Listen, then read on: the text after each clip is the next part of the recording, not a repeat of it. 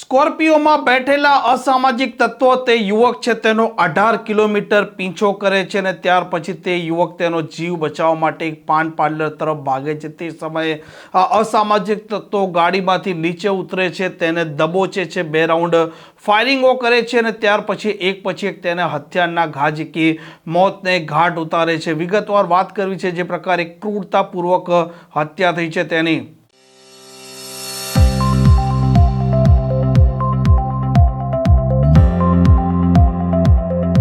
ગુજરાતમાં એક હત્યાના સીસીટીવી વાયરલ થયા છે, તેણે ખળભળાટ મચાવ્યો છે, કેમ કે જે પ્રકારે સામળ ભીલની હત્યા થઈ છે, હત્યા ક્રૂરતાપૂર્વક થઈ છે અને આરોપીઓએ તેનો 18 કિલોમીટર પીછો સ્કોર્પિયો લઈને કર્યો હતો, કેમ કે થોડાક વર્ષો અગાઉ આ જે મૃતક છે તેણે એક ખેતરમાં કામ કરનાર તેની પત્નીના સાથે સંબંધ રાખનાર જે વ્યક્તિ હતા તેને મોતને ઘાટ ઉતાર્યો છે અને ત્યાર પછી આરોપી છે, આરોપીઓએ નક્કી કર્યો હતો કે હિસાબ કિતાબ સરભર કરવાનો છે। સામળ ભીલ જામીન લઈને બહાર આવે છે, કોર્ટમાં મુદતો ભરે છે અને દિયોદરની સેશન કોર્ટમાં મુદત ભર્યા બાદ તે પરત આવે છે। તે સમયે આ ત્રણે આરોપીઓ તેમના મોઢાના ભાગે તેમણે રૂમાલ બાંધી દીધા હતા। 18 કિલોમીટર આ સામળ ભીલનો પીછો કરે છે અને ત્યાર પછી એક પાન પાર્લર તરફ આ સામળ ભીલ દોડે છે, કેમ કે તેનો જીવ બચાવવો હતો। તેનો અનુમાન આવી ગયું હતું કે તેના પાછળ કેટલાક અસામાજિક તત્વો છે તે પાછળ લાગેલા છે, તેને મોતને ઘાટ ઉતારી દેશે અને ત્યાર પછી આરોપીઓના પાસે હથિયાર હતા, બંદૂકો હતી અને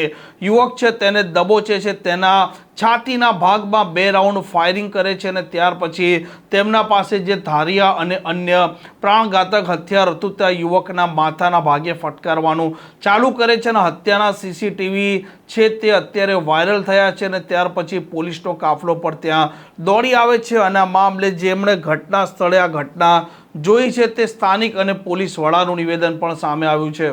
તો શું આ સ્ટેશનમાં રહો છો, મારું ઓફિસ છે અને હું આજુબાજુ અમારી બાજુમાં એક ભવાની કરીને હોટલ છે, એ હોટલની અંદર કોઈક અજાણ્યા માણસો આવી બેઠા અને એવો ખ્યાલ નતો ગામવાળા કોણ છે, એવામાં બહારથી કોઈક આવી અને આવતા મારે એના માથે ફાયરિંગ કર્યું અને પછી કોઈક ધારિયાથી આવું બધું કર્યું। હવે અમે બધા ફાયરિંગ કર્યું ને કેટલી વાર અમારા માણસો બધા મદદમાં દોડતા દાડા પણ ફાયરિંગ કરી બધા ભાગવાનો પ્રયત્ન કર્યો, બાકી પછી શું છોડ્યું શું ન છોડ્યું, બધા દોડ્યું ચેડ પાછળથી અમે બધા આવ્યા આવી કેમ કે અમે અમને તો ફાયરિંગની બીક આવતી હતી। કેટલા વ્યક્તિઓ હતા અને કઈ રીતના આવેલા? અંદાજે એમ કહેતા હતા બધા અમે આવીને જોયું ત્યારે એમ કહેતા કે 3 માણસો હતા અને આવનારા 3 માણસો હતા। એટલે પાછું શું છે કે એને ફાયરિંગ ઓલા માર્યો એને પાછા કોઈ ખુલ્યો હતો એટલે પછી 2 ધોડ્યા, એની પાછળ પછી ઓલા જે હતા ને ભાઈ મારવા વાળા એ બધી કેવી ધોડ્યા, પછી એ બધું ગોમ બારી જોયું પછી અમે બધા ગોમ વાળા ભેળા છે તાત્કાલિક પોલીસને ફોન કર્યા। આ ફાયરિંગ છે કે શેના બંદૂક હતી, રિવોલ્વર કઈ? હવે આ તો એમ કહેતા હતા કે રિવોલ્વર હતું। હું દેખું થરાદ જિલ્લાના લાખણી તાલુકાના કુવાડા ગામ ખાતે આજે એક ફાયરિંગ વિથ ખૂનનો બનાવ બનેલ છે। પોલીસને તાત્કાલિક માહિતી મળી એટલે બનાવવાળી સ્થળે પહોંચી અને ઉપલબ્ધ સીસીટીવી કેમેરાના માધ્યમથી ગુનાની પ્રાથમિક તપાસ આરંભી છે।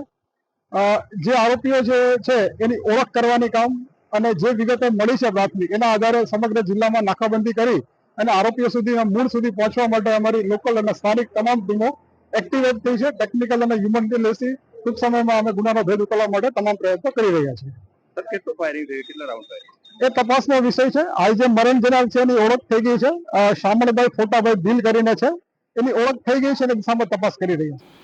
આમ જે પ્રકારે આ મામલો સામે આવ્યો છે, આ મામલાને લઈને પોલીસને અત્યારે અલગ ટીમો કામે લાગેલી છે અને આરોપીઓ છે, આરોપીઓને શોધવા માટે પણ તે અલગ ટેકનિકલ સર્વેલન્સ હોય કે જે તેમના બાતમીદારો હોય તેમને સક્રિય કર્યા છે। આ પ્રકારની ક્રાઇમ સ્ટોરી માટે હોટલાઇન ન્યૂઝની આ ચેનલને લાઇક, શેર અને સબસ્ક્રાઇબ કરવાનું ભૂલતા નહીં। નમસ્કાર। આવા પ્રકારના વિડીયો તમને જોવા ગમતા હોય તો હોટલાઇન ન્યૂઝ ચેનલને લાઇક, શેર અને સબસ્ક્રાઇબ કરો।